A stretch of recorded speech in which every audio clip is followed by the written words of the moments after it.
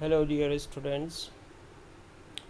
Yesterday or day before yesterday, I had explained you the first poem from the treasure trove, The Heart of the Tree.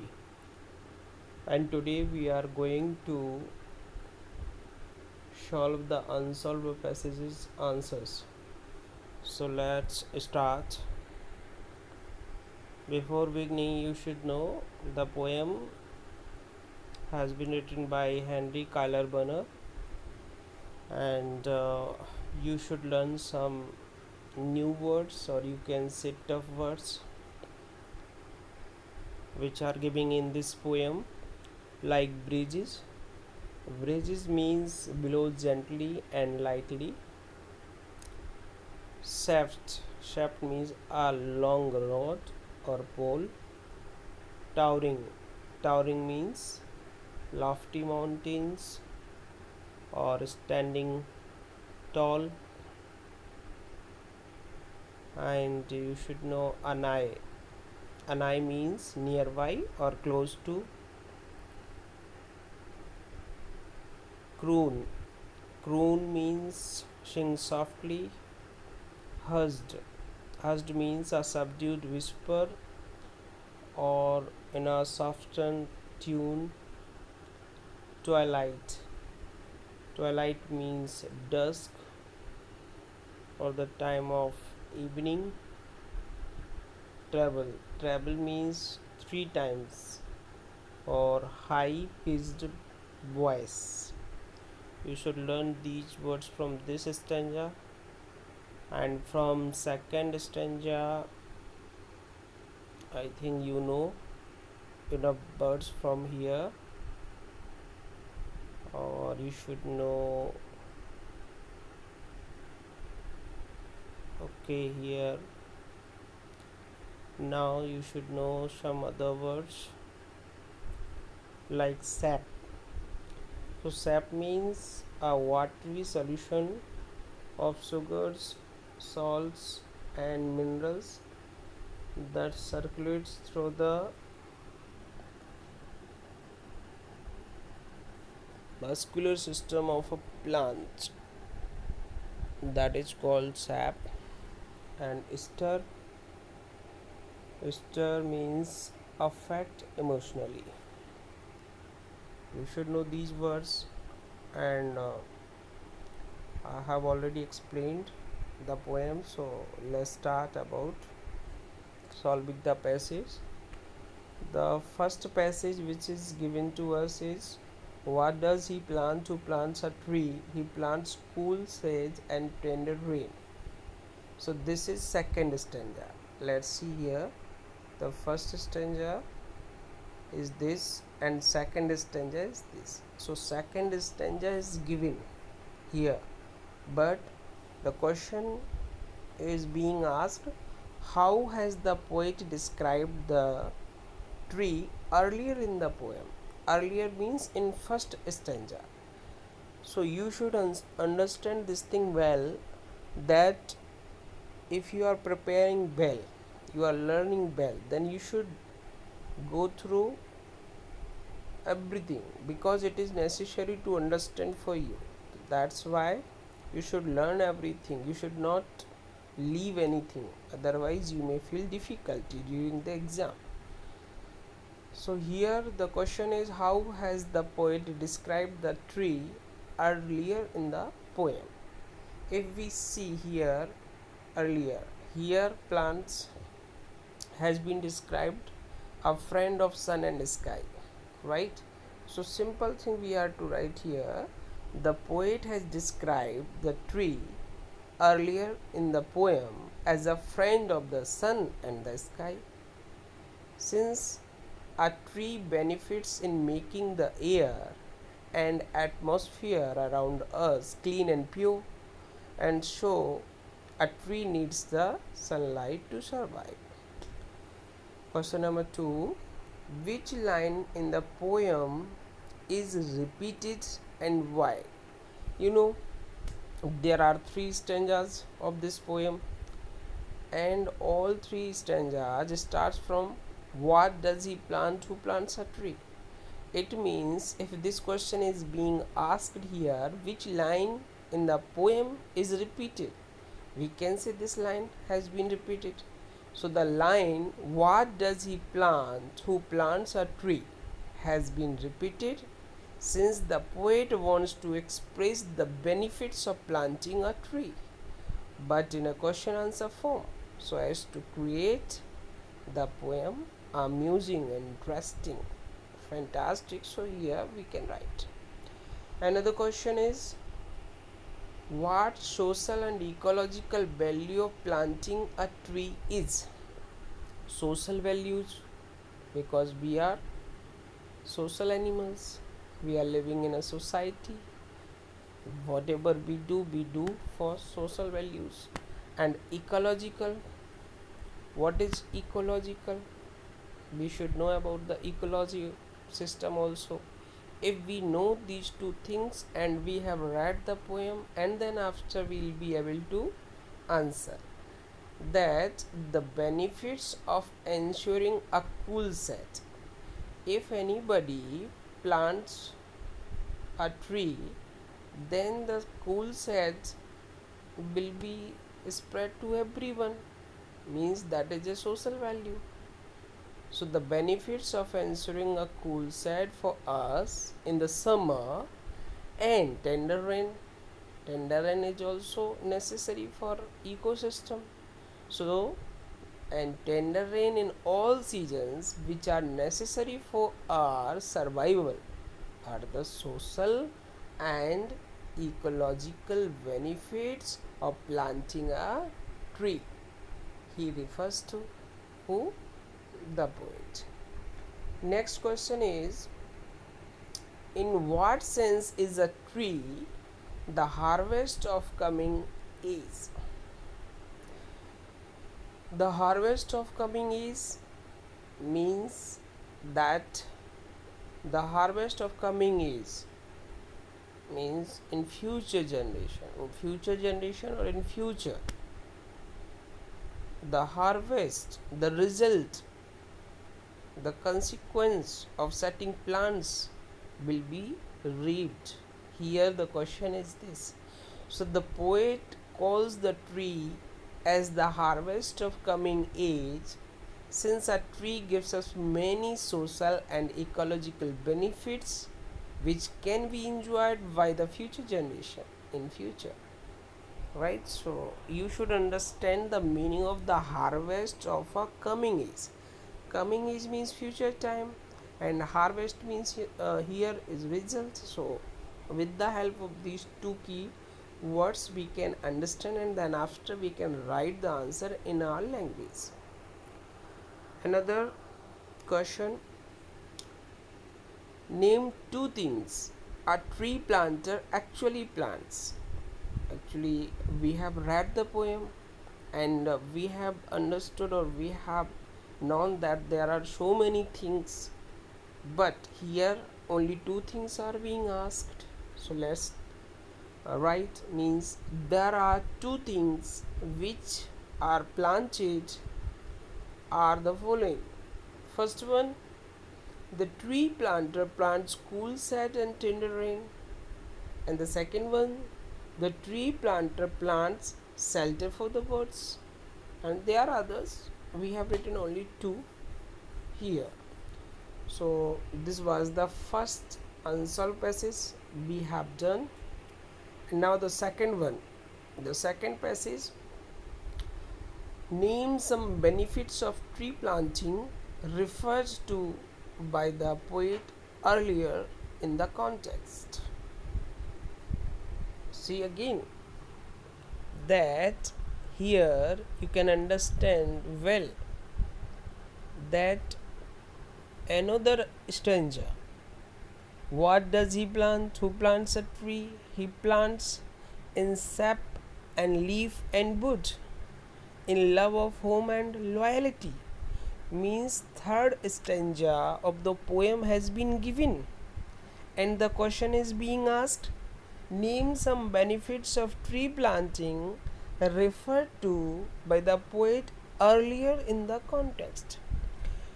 Means in your examination this passage or this unseen passage or this stanza, third stanza of the poem will be given to you, and the question will be asked from the earlier passage, means earlier stanza, means from second stanza you are to answer.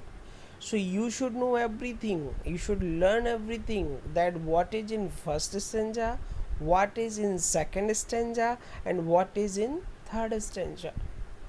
Okay, so just before some time we have seen what is in second stanza. So according to second stanza we are to write down the answer of this question.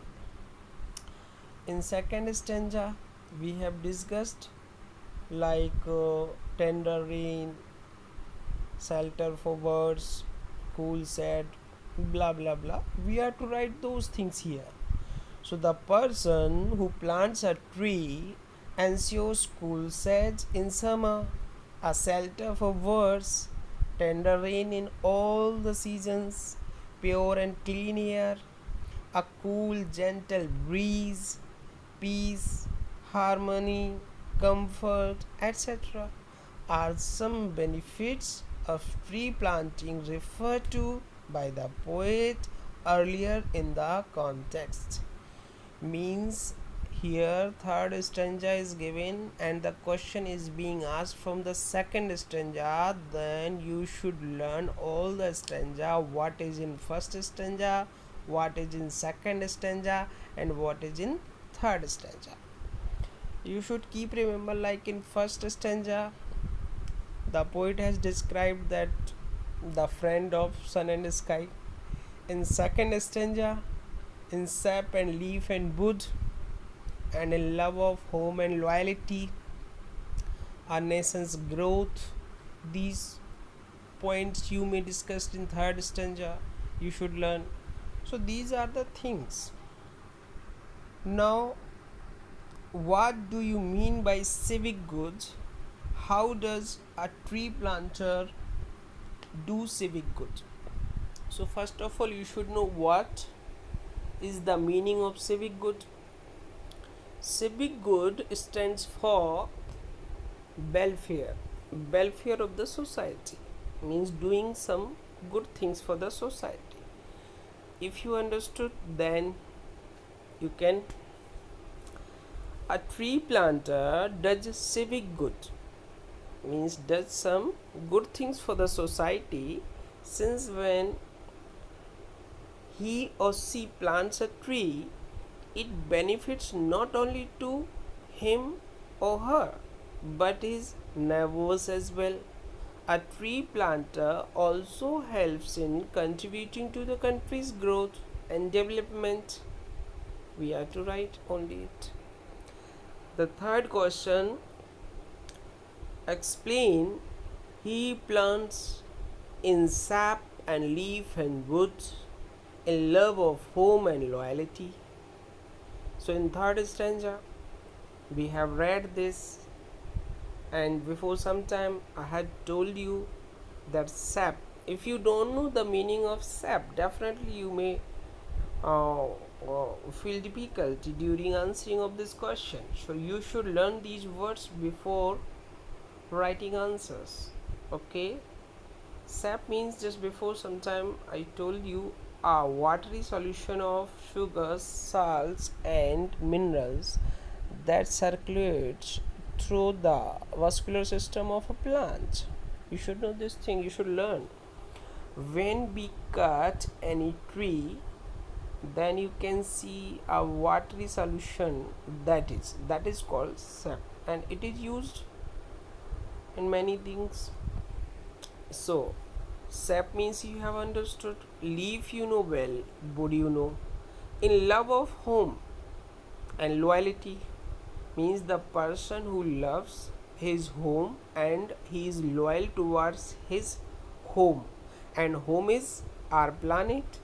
Planet means the earth. So the person who will love the home, he will plant the tree. Only this thing you have to understand before writing the answer of this question. So the answer is, as he plants the tree, but besides others benefits, he get the sap, which is used in many things. Leaf is used by animals, and wood is used for making furniture. He plants the tree because he loves his home. Now we are explaining second line of the poem. First line, he plants in sap and leaf and wood, and second, in love of home and loyalty. So in first paragraph we have explained first line, and in second paragraph we are explaining second line. He plants the tree because he loves his home. He is loyal towards his home. Or what is home? Home, which is the planet Earth. You should understand the keywords. You know what is important word. You should know that. And I told you that you should learn some tough words also. Sap. What is the meaning of that? Question number 4. Do you agree? Do you agree with the poet that a nation's growth depends upon the wealth of the trees? Why or why not? By the way, most of the students write negative answer, but according to the title of the chapter and the theme of the chapter, we should know this thing, what is being expressed here. So according to this, we should answer positively. So do you agree with the poet that a nation's growth depends upon the wealth of the trees? Yes, I agree. Or you can write down, I strongly agree.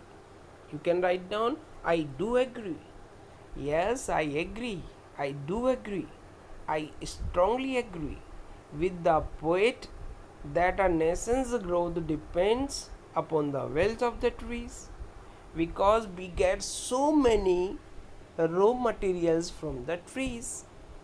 We get that raw materials, after that we make so many things we use all the year. So that's why we can say that the growth of nations depends on the wealth of trees.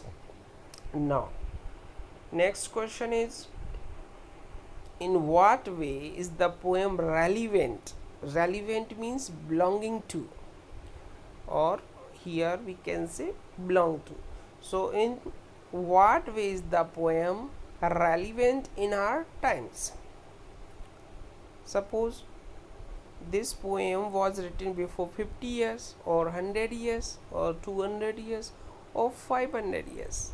You know very well that for surviving on the earth we need trees.